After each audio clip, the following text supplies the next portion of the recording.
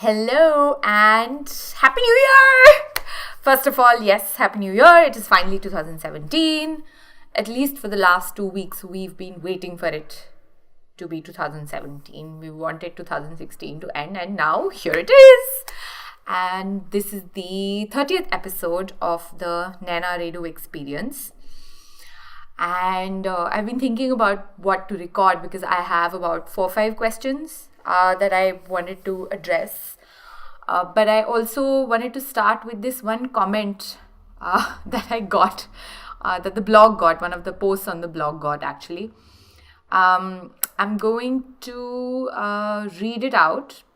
Actually, you know what? Let me not read it out because then it'll become like this thing that I'm trying to respond to, which I'm not really trying to respond to the entire comment because first of all, it's from a stranger who has not disclosed their name or their email ID. But there is a portion of their comment which I think is legitimate, which I have thought about and I have struggled to understand and decide why it is I don't do it, for example, or do it and how to address it. And I think I have finally come to a point where I understand why I do what I do. So the comment is basically, again, I'm going to leave out the accusations and the language, etc. But basically they're saying, what inhibitions do you have? This they've commented it on my WTF Naina column, what the fuck Naina. And they're saying, what inhibitions do you have in writing the name of the agencies who do this? What stops you from making your case legit? How will those hundreds of artists know which agencies to stay away from? And without this information, your posts are just rants. So apart from the fact that there are so many holes in this, as if somehow I'm responsible for the hundreds of artists who get screwed over by agencies. I'm not. And if you think I am, fuck you. I write this column, whatthefucknaina.com, half in jest, because these are practices that are imbibed in organizations and they go on for a while. And I think that maybe if one of the employees of that agency, for example, reads this, maybe they'll think that this isn't the right way to do it. Maybe. Again, this is not, I had hoped initially that maybe someone will read these and be like, okay, maybe this is not the right way to do it. But they're not meant as learning tools. They're not meant to teach someone a lesson. They're not meant to somehow give, free consultations to agencies.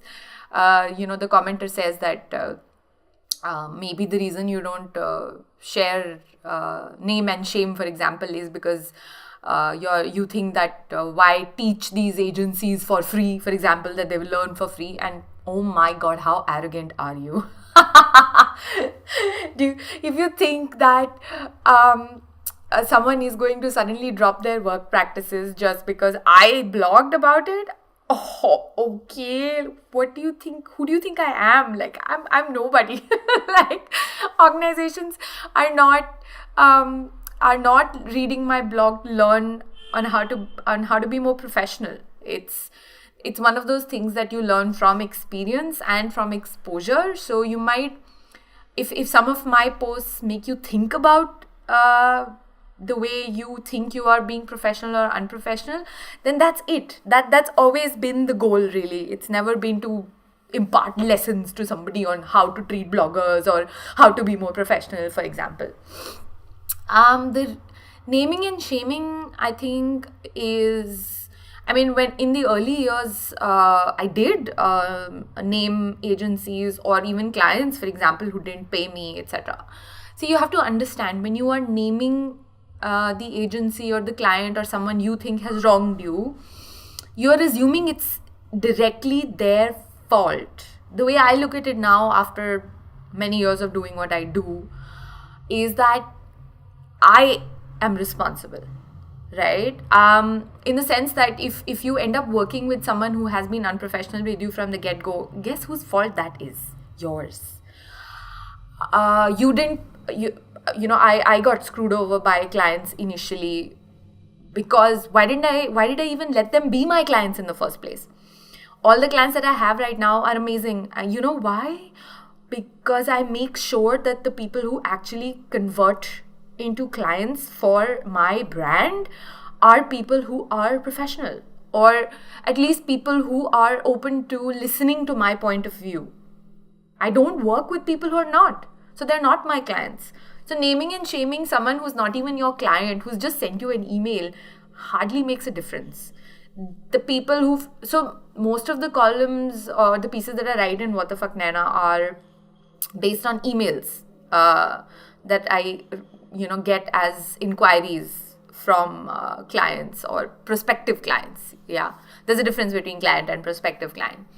So naming and shaming in general as a policy, I don't agree with, not anymore. I have done it in the past. I don't regret it in the sense that maybe I shouldn't have done it, but I could have definitely, looked at it in a different way. I could have treated the assignment in a different way, or not even taken up the assignment in the first place, because it was, I guess, when I was young, I was hungry for work. I wanted the money, and I looked past a lot of red flags that popped up. So ignoring those red flags is solely my responsibility and my fault. There is no dearth of assholes, okay? If you to a large extent, if you allow them to take you for a ride, guess what? They will. So the responsibility is yours. Also, it's quite possible that this interaction that I had with a particular agency or a client was very specific to me, and someone else might have had a decent interaction with them because their levels of professionalism are different. So then it just becomes like a he said, she said, they said this and I said this, and who's right and who's wrong. And it's not about right or wrong per se. It's just about, it's about how you're being nice to someone. It's about being a decent human being and being a professional. So naming and shaming, at the end, what's going to happen is that जो भी बेचारा जिसने वो email लिखा था, that person's going to get, hassled. And it's usually not that one person's fault per se, right? Because, see, I haven't worked in a decade in a company. I have been my own boss. So it's kind of, I might be wrong, but I guess if I go and work at an organization, if I have a job there, then I listen to what my boss tells me. I follow the culture of the organization. And if the culture of the organization says that bloggers, for example, or photographers are just these people who do work because we pay them money and we own them now, then guess what? That's what I'm going to imbibe as well. So it's not, sure, I'm not saying that it absolves an individual of their responsibility to interact with other professionals. And just because you are living in unprofessional, in an unprofessional organization, that it is okay for you to be unprofessional. But the point is that if I name and shame, then that agency is going to blame that one particular individual. And it isn't directly that individual's fault per se. And it doesn't guarantee that they will never do it again. You know what I mean? Like, it's just, it doesn't work like that. It's not about me committing professional suicide that if I name this agency, I'm never going to be able to work with them. In all probability, if it has been a client who's been so unprofessional that I have had to write about them in my What the Fuck Naina column, I am not going to work with them anyway in the future. So most of these are anyways not clients that I have worked with. So unless I have worked with them, I don't really know, if they're unprofessional. This is just a red flag that I saw on an email that they wrote me, or an interaction or an exchange I had with them, on the basis of which I decided not to go forward with this. So it's, again, look, the What the Fuck Naina column is half entertainment, half a little bit of controversy, a little bit of anecdotes of what has happened with me, and sometimes what has happened with other bloggers as well. And I just write about that. So it's about that. It's not educational. It's not supposed to be a list where you come and say, okay, these are the 5 agencies that we should never work with. It's like this, I talk about not working for free. There will always be someone who's willing and happy to work for free. So what does that mean? Does that mean that I suddenly now say, okay, fine, maybe I should also work for free? So it's not that if I name and shame an agency or a person, that suddenly everyone else who reads about it will be like, we should never work with these people. Sorry, people will still work with them. And maybe they'll get screwed over. Maybe they won't. And in all likelihood, people from that agency or that person who wrote me that email is anyways not reading my blog, trust me. Because if they had read my blog, they wouldn't even have emailed me all that crap. Because they might get featured on it and they don't want to, even if I'm not naming them. So yeah, and again, it's not my responsibility to teach anyone anything. This column is purely for kicks. I have fun writing it. I have fun exposing all the ridiculousness that exists. Just because you have someone's email ID, people write whatever they want to write.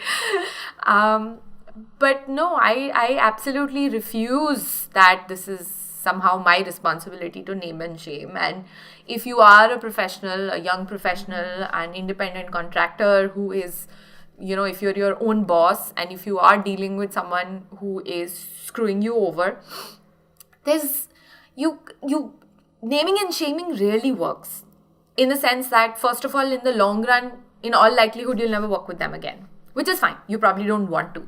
But it sounds like, for example, people say, oh, this person or this agency hasn't paid me. It's been 10 months. I've been running after the money, etc., etc. And I hear the same people making those same complaints over months. What are you doing? You're making the same mistake again and again. And then when I tell you that you should charge 100% advance, you turn around and tell me that, oh no, we can't do that. Why the fuck are you complaining then? Either you make a change so that you don't have to complain about the same thing over and over again, or then you don't complain about it and you live with it, because you clearly don't want to make any changes. And it really, really irritates me, because so many people are like, अरे मेरे को उसने पैसा नहीं दिया, अरे इतने महीने से वहाँ से पैसा नहीं मिला, should I name and shame them? Boss, why don't you just start charging 100% advance and get over with it? Like, finish it. It's never going to happen to you again, because when you're paid 100% advance, guess what? You don't have to run after anybody for the money that they owe you. So the responsibility lies with you. It's up to you, the person, whoever commented on my blog post. It's your responsibility to determine what works for you and then work on the basis of that. Create your own bottom lines and then stick to those bottom lines. It's like, having a minimum rate that you have. For example, if someone has a minimum hourly rate of say 10,000 bucks, I charge 10,000 bucks an hour, and there is no way you will work for less than that. And that's the end. There is no other discussion beyond that. It doesn't matter who the client is. So you have to have your own baselines, your own bottom lines. The sweater is itchy. It's pretty, but like, I'm wearing it after a long time. It is that cold in Delhi, in Gurgaon. So yeah, don't expect me to name and shame. I mean, I'm not going to do it. I no longer see any advantages in doing that, especially if I have not actually engaged with the particular agency or person in actual work. And that's not my responsibility anyway. I mean, thank you for reading the posts, thank you for reading the columns, thank you for leaving comments. It's fantastic as a blogger. I love it when I receive comments. Even if you hated it, but you still shared the piece because you were like, oh my God, this is such bullshit, RT, retweet, thank you so much. I mean, I appreciate any possible traffic that you might have sent my way. But if you are a stranger on the internet who doesn't leave their name or their email ID and kind of abuses me in the comments, then I mean, I'm not going to respond to your comment. In the comment, if I feel that there is something important that can be addressed, like in this one, which was naming and shaming, I will address it for my own podcast. Thank you for listening to the Naina Redhu Experience. I have kind of started enjoying doing these.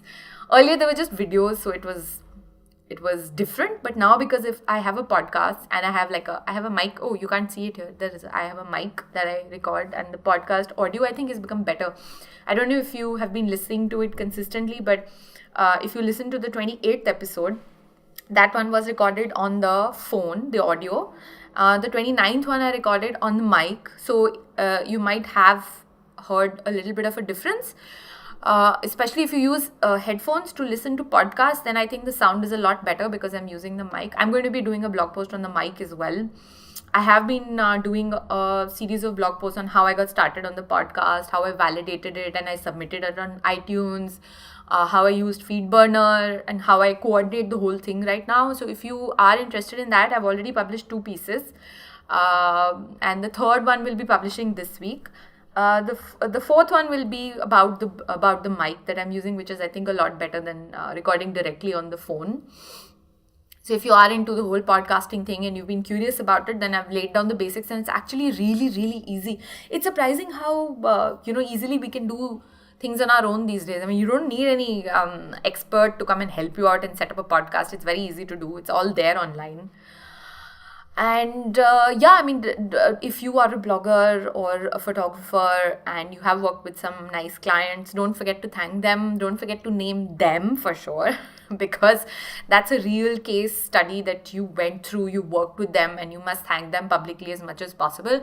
As much as I whinge and rant on Twitter, yes, I rant. It's my blog.